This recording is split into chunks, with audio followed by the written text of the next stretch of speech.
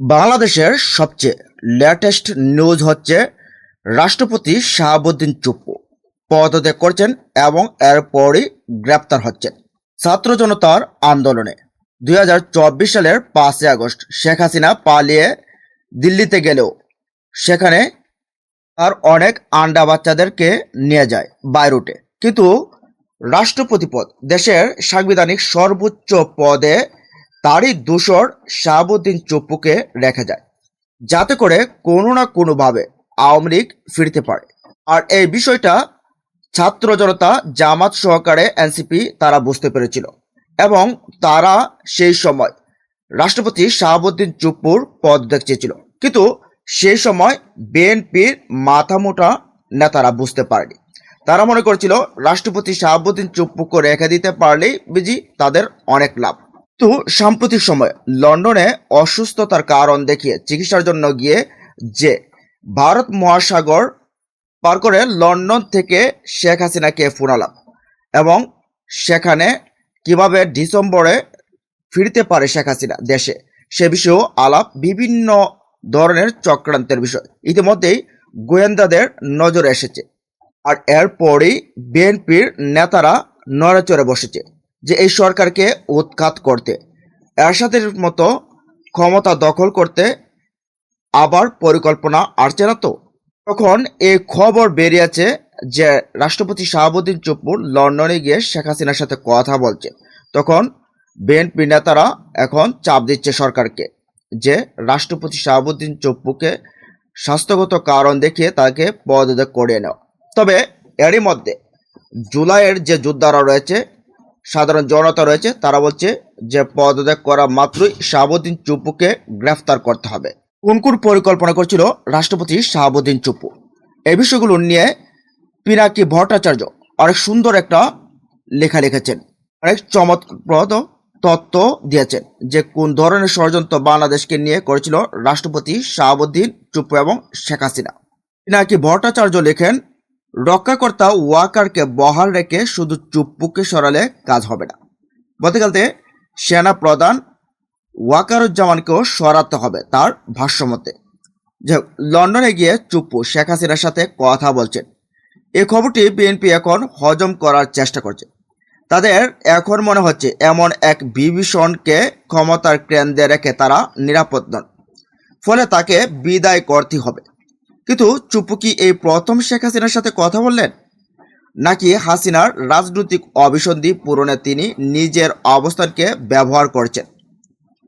বিগত 5 জুলাই থেকে আজ পর্যন্ত বিগত 5 আগস্ট থেকে এ পর্যন্ত বহুবার এ ধরনের তৎপরতা চালিয়েছে, তাও ওয়াকাবহাল মহলের অজানা নয়। আমরা তখনও এ বিষয়ে সতর্ক করেছিলাম, কিন্তু কেউ কান দেয়নি। উল্টো বিএনপির একটি অংশ ওয়াকারের ভাড়াটে বাহিনী এবং রামপন্থীরা আমাদের বিরুদ্ধে নানা অপপ্রচার চালিয়েছে। তারা আমাদের অস্থিতিশীল সৃষ্টিকারী কিংবা ইউনূস সরকারের ক্ষমতা দীর্ঘায়িত করার চক্রান্তকারী বলে আখ্যা দিতে ব্যস্ত ছিল, কারণ তারা তখন চুপ্পুকে রক্ষা করতে মরিয়া ছিল। চুপ্পুর মাধ্যমে শেখ হাসিনা ও ভারতের যে রাজনৈতিক এজেন্ডা বাস্তবায়নে অক্ষর শক্তি গড়ে উঠছিল, এরা ছিল তারই ক্রীড়ানক। বাস্তবতা হলো এরই পরিক্রমায় চুপ্পুর মূল নিয়ন্ত্রক ও আশ্রয়দাতা হলেন সেনাপ্রধান ওয়াকার। ওয়াকারের সাহস, অনুমোদন ও সুরক্ষা ছাড়া চুপ্পুর পক্ষে এক পাও এগোনো সম্ভব নয়। কিন্তু নব্য বিএনপি সাজার চেষ্টা করে ব্যক্তিদের কাছে প্রশ্ন, তারা কেন জিজ্ঞেস করছে না যে চুপ্পু কি একাই শেখ হাসিনার সাথে যোগাযোগ রাখছেন? জেনারেল ওয়াকার কি এই যোগাযোগ রাখছেন না? এমন বহু দৃষ্টান্ত রয়েছে। কেবল ওয়াকার নিজে নন, তার স্ত্রীর মাধ্যমে এই যোগাযোগ প্রমাণ মিলবে। একটি সূত্র দিচ্ছি, তাদের ব্যবহৃত ডিভাইস বাজেয়াপ্ত করে ফরেন্সিক পরীক্ষা করে সত্য বেরিয়ে আসবে। এখন প্রশ্ন হচ্ছে, ওয়াকার যে যোগাযোগ রক্ষা করছেন তার খবর কোনো গোয়েন্দা সংস্থা রাখছে, কিংবা যাদের দেখার কথা তারা আদৌ খবর রাখছে কি? প্রধানমন্ত্রী তারেক রহমানকে কি তার গোয়েন্দা সংস্থাগুলো এ বিষয়ে কোনো মেমো ব্রিফিং দিয়েছে? চুপ্পুর লন্ডন সফরের বন্দোবস্ত কে করেছিল? সেখানে আলাপের পর চুপ্পু কার কাছে কি বার্তা নিয়ে এলেন, আর এর সাথে ওয়াকারের সম্পর্ক কি?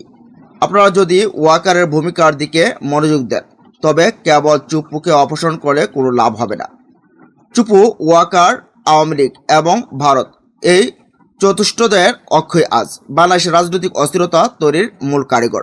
শেখ হাসিনাকে ফিরিয়ে এনে আওয়ামী লীগের পুনর্জীবন ঘটানো, বর্তমান সরকারের ক্ষমতাচ্যুত করা কিংবা এরশাদের শাসনের মতো কোনো চক্রান্ত বাস্তবায়ন সবই নির্ভর করছে এদের পারস্পরিক মেলবন্ধন ও যোগাযোগের উপর। বিষয়টি গভীরতা যত দ্রুত উপলব্ধি করতে পারবেন ততই মঙ্গল। গঙ্গার পানি কোন দিক দিয়ে এসে বুড়িগঙ্গা জমছে তা নিশ্চয়ই এখন বুঝতে পারছেন। আপনারা ভেসে গেলেই সেই জলে আর তারা নৌকা বাইবে। মূলত পিনাকি ভট্টাচার্য তিনি বলতে চাইছেন, রাষ্ট্রপতি শাহাবুদ্দিন চুপ্পু শুধু একাই যোগাযোগ রাখছেন না শেখ হাসিনার সাথে, তার সাথে সাথে যোগাযোগ রাখছেন বর্তমান সেনাপ্রধান ওয়াকারুজ্জামান নিজেও। মূলত কিছুদিন আগে শেখ হাসিনা ঘোষণা দিয়েছেন যে আগামী ডিসেম্বরে যে কোনোভাবেই হোক বাংলাদেশে ফিরবেন এবং নেতাকর্মী নিয়ে ফিরবেন। এর মধ্যে আওয়ামী লীগের এক নেতা আনোয়ারুল ইসলাম নামের তিনি আবার লন্ডন থেকে ঘোষণা দিয়েছেন 40টি বিমান নিয়ে শেখ হাসিনার সাথে তারা দেশে ফিরবেন। আর সেদিন যদি দেশে সত্যিই ফিরেন শেখ হাসিনা, তাহলে দেশকে অস্থিতিশীল করতে গোয়েন্দা সংস্থা কাজ করবে, পুলিশ কাজ করবে, বিভিন্ন ধরনের সংস্থাগুলো কাজ করবে, সাথে সাথে আওয়ামী লীগ, ছাত্রলীগ, যুবলীগ, স্বেচ্ছাসেবক লীগ, বিভিন্ন লীগ কাজ করবে। আর এতে পালে হাওয়া দেবে সেনাপ্রধান ওয়াকারুজ্জামান এবং রাষ্ট্রপতি সে সময় সাইন করে জরুরি অবস্থা জারি করে এই সরকারকে উৎখাত করতে পারেন।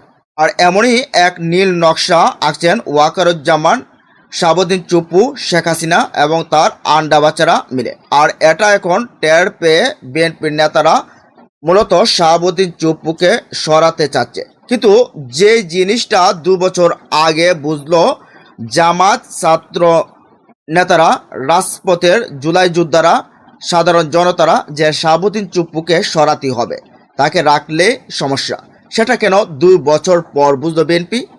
আসলে বিএনপির কিছু মাথামোটা নেতারাও রয়েছে ভারতপন্থী। তারাও চেয়েছিল যে ভারতের দয়া দক্ষিণায় তারা টিকে থাকবে অনেক দিন। তবে তারেকপন্থীরা যখন ভারত থেকে মুখ ফিরে এনেছে তখন তারা অসহায় হয়ে পড়েছে এবং এরই মধ্যে দেখলো যে চুপ্পু আবার সেই পুরনো মনিবকেই টেনে নিয়ে আসতে যাচ্ছে। যদি পুরনো মনিব চুপ্পুর ফিরে আসে তাহলে তো বিএনপির ক্ষমতায় থাকার কোনো প্রশ্নই আসে না, তাদেরকে যে কোনোভাবেও নামিয়ে দেওয়া হবে। এখন ক্ষমতায় থাকতে কে বা না চায়? আর এই কারণেই মূলত বিএনপির এই নেতারা এখন নড়েচড়ে বসেছে। তবে চুপ্পুকে সরালেও তাকে কোনোভাবেই যাতে দেশ থেকে বের হতে না দেওয়া হয়, এর মধ্যে এই দাবি তুলেছে জুলাই যোদ্ধারা, তাদের পরিবার এবং সাধারণ জনতা, যাতে করে পদত্যাগ করার মাত্রই যাতে রাষ্ট্রপতি শাহাবুদ্দিন চুপ্পুকেও গ্রেপ্তার করা হয়। কারণ শেখ হাসিনা যে দোষে দোষী, শাহাবুদ্দিন চুপ্পু সেই দোষেই দোষী। দর্শক, শাহাবুদ্দিন চুপ্পুর ব্যাপারে আপনাদের মতামত কি জানিয়ে দিন কমেন্ট বক্সে। ভালো থাকুন, সুস্থ থাকুন, দেখা হবে ইনশাল্লাহ পরবর্তী ভিডিওতে। আল্লাহ হাফেজ।